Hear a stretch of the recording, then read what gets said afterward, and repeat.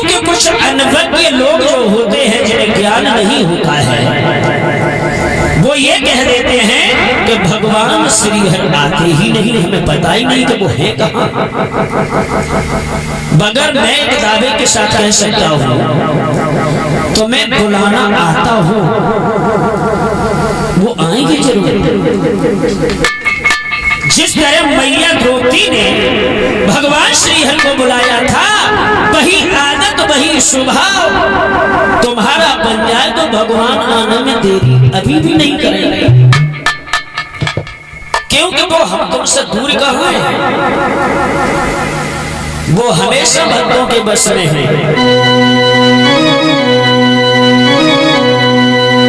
हर समय भगवान भक्त के बस में रहते हैं।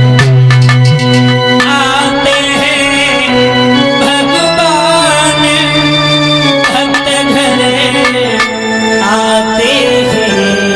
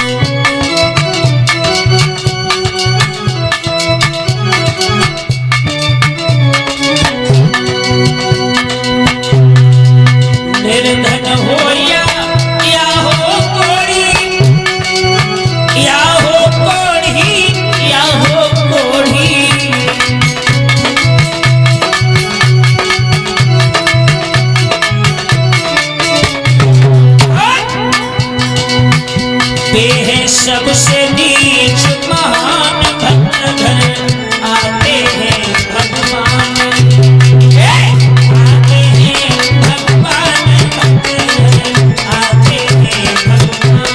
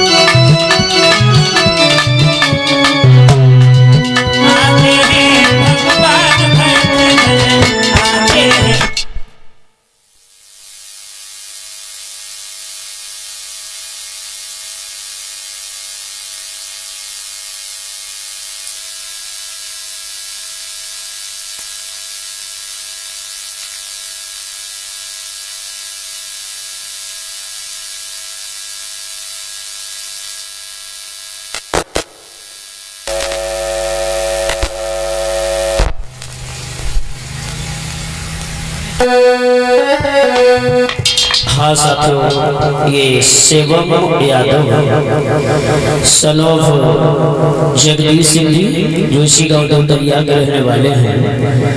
101 रुपया हमारे पास आए हैं, चलो ले।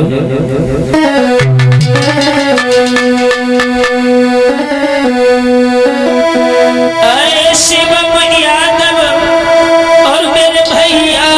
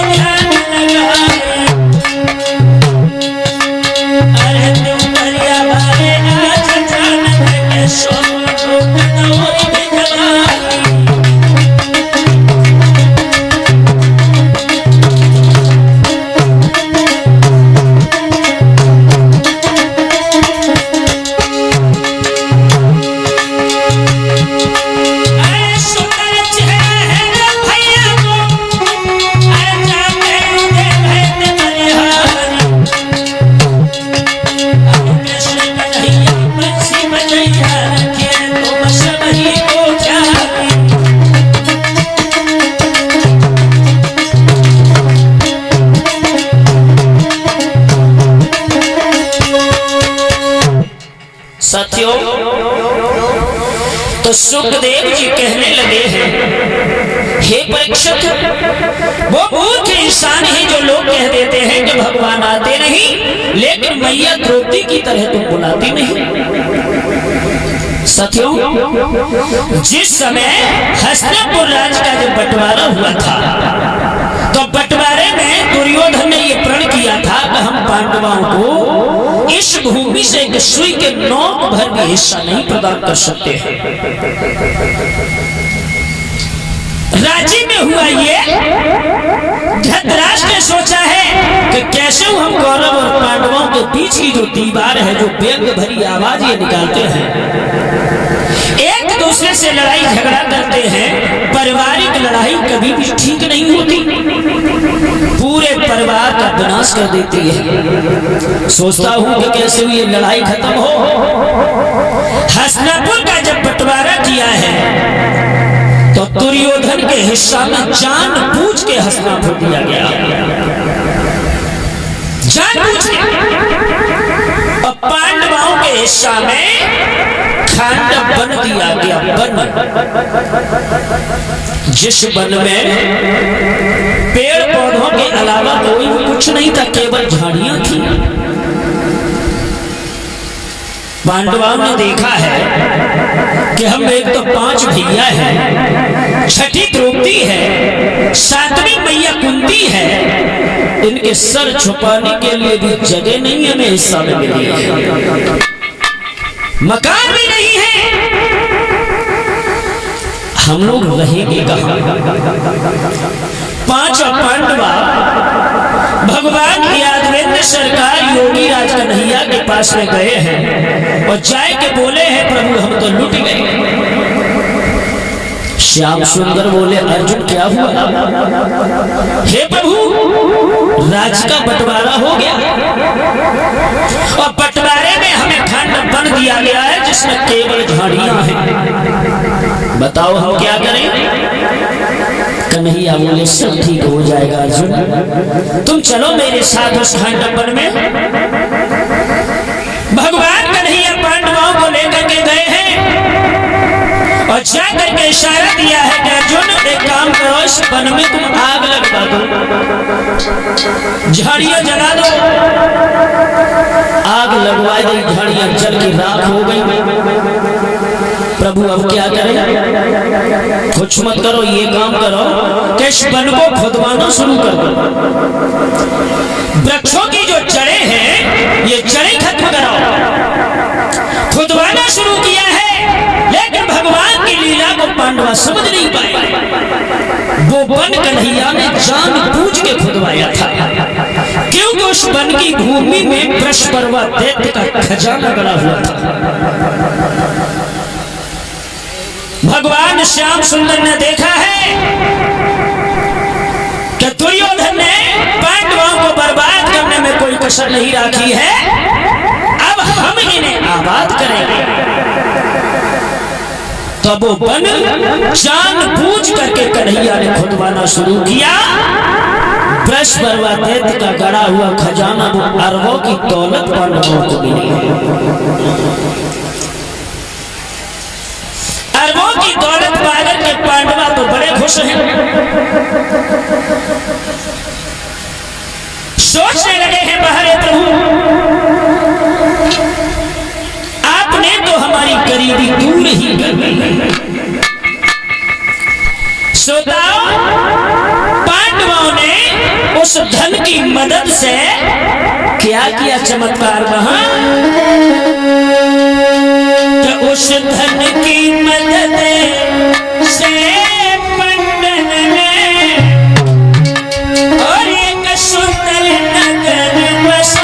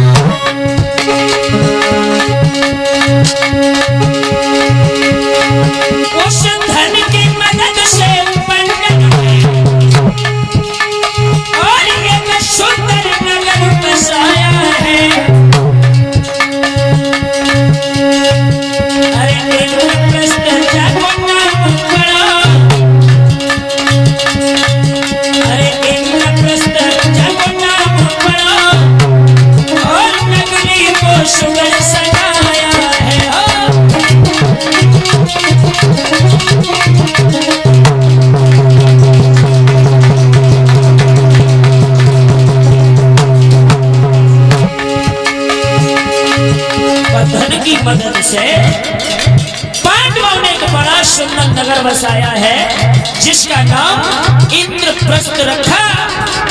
वर्तमान में जिसे हम दिल्ली बोलते हैं, इसी का पुराना नाम इंद्रप्रस्थ है, जो पांडवों की राजधानी है।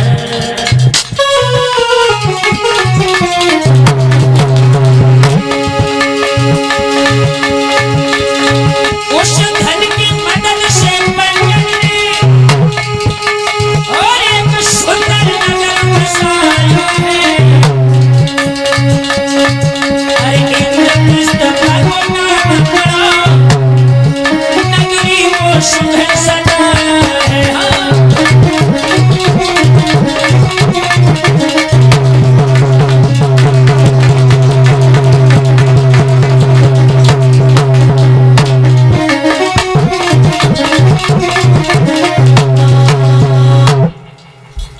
सुंदर सजा लिया। और इधर में हमारे भाई हरकेश यादव पुत्र राम बहादुर सिंह, जो इसी गांव देवरिया के रहने वाले हमारे रिश्तेदारों की तरफ से 101 रुपया आए हैं, और इनकी इच्छा है जहांगीर महाराज की होली। अभी कौन सा टाइम है होली को? होली तो कितने खाने की भी करेंगे। चलो तुम्हारी इच्छा है तो एक ना